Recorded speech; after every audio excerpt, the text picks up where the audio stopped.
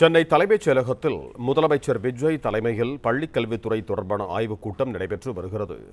இது தொடர்பான கூடுதல் விவரங்களோடு இணைகிறார் எமது செய்தியாளர் பாண்டியராஜன். வணக்கம் பாண்டியராஜன், உங்களிடம் இருக்கும் தகவல்களை சொல்லுங்க.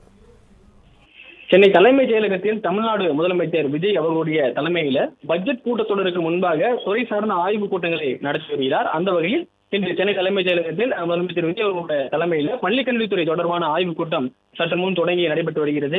பள்ளிக்கல்வித்துறை அமைச்சர் ராஜ்மோகன், பள்ளிக்கல்வித்துறை செயலாளர் சந்திரமோகன், பள்ளிக்கல்வித்துறை இயக்குநர்கள் எல்லாம் இந்த கூட்டத்தில் பங்கேற்றிருக்கிறார்கள். குறிப்பாக இந்த ஆய்வுக் கூட்டத்தை பொறுத்த வரைக்கும் தமிழக வெற்றிக் கழக அரசு அமைத்ததன் பிறகு அவருடைய தேர்தல் வாக்குறுதியில் சொன்ன 3 ஆண்டுகள் அல்லது இந்த 1 ஆண்டுகள் செயல்படுத்தக்கூடிய திட்டங்கள் எவை என்பது குறித்து பேசப்பட இருப்பதாக சொல்லப்பட்டிருக்கிறது.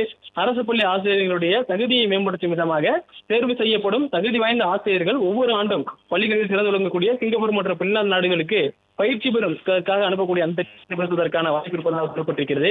அதே நேரத்தில் அரசு பள்ளிகளில் காலியாக உள்ள பணியிடங்களை நிரப்புவது குறித்தும் ஆலோசனை நடைபெற வாய்ப்பு இருப்பதாக சொல்லப்பட்டிருக்கிறது.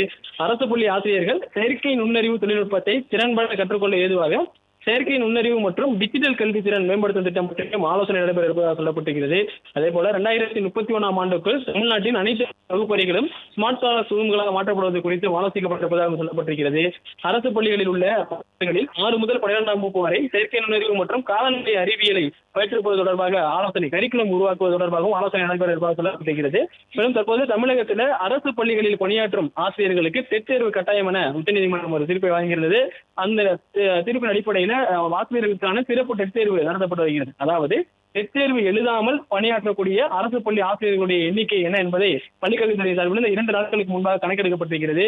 டெட் தேர்வு எழுதி பணியில் இருக்கக்கூடிய ஆசிரியர்களின் எண்ணிக்கை, அவர்களுடைய பணியாற்றக்கூடிய அந்த வருடங்கள் விவரம், அவருடைய அனுபவ விவரங்கள் எல்லாம் சேகரிக்கப்பட்டிருப்பதாக சொல்லப்பட்டிருக்கிறது. இந்த டெட் தேர்வு விவகாரம் குறித்தும் முதலமைச்சரிடம் பள்ளிக்கல்வித்துறை சார்பில் தெரிவிக்கப்பட்டிருப்பதாகவும் சொல்லப்பட்டிருக்கிறது.